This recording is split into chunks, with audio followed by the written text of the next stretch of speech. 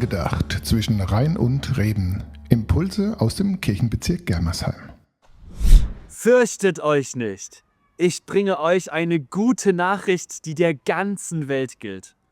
Euch ist heute der Retter geboren. Es ist Christus, der Herr. Und daran werdet ihr ihn erkennen. Ihr werdet ein neugeborenes Kind finden. Es ist in Windeln gewickelt und liegt in einer Futterkrippe. Die Botschaft des Engels war vor 2000 Jahren und ist heute überraschend. Da kommt ein Baby zur Welt, inmitten von Armut und Stallgeruch, in einem Ort im heutigen Palästina, zu einer Zeit von imperialen Machtgelüsten und eifersüchtigen Herrschern. Als Kind einer jugendlichen Braut und eines Arbeiters, die bald zu Geflüchteten werden. Das soll der Christus sein, der versprochene Messias, der Retter? Sollte der nicht Macht haben?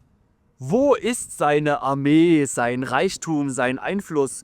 Wo sind seine Anhänger? Wie viele Follower hat der? Ist der relevant? Als Gott in die Welt kommt, da kommt er mitten hinein. Seine Art, Retter zu sein, die funktioniert nicht mit Gewalt und Macht, sondern mit Solidarität.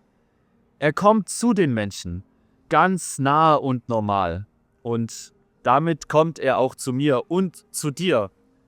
Und ich wünsche uns, dass wir das wieder erleben können. Gott stellt sich an unsere Seite, in unseren Alltag, in unsere Sorge und unsere Freude. Und er stützt uns, rettet uns. Das ist die frohe Botschaft des Engels. Fürchtet euch nicht. Ich bringe euch eine gute Nachricht, die der ganzen Welt gilt. Euch ist heute der Retter geboren.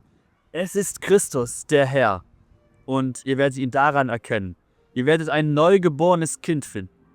Es ist in Windeln gewickelt und liegt in einer Futterkrippe. Frohe Weihnachten. Angedacht zwischen Rhein und Reben. Impulse aus dem Kirchenbezirk Germersheim.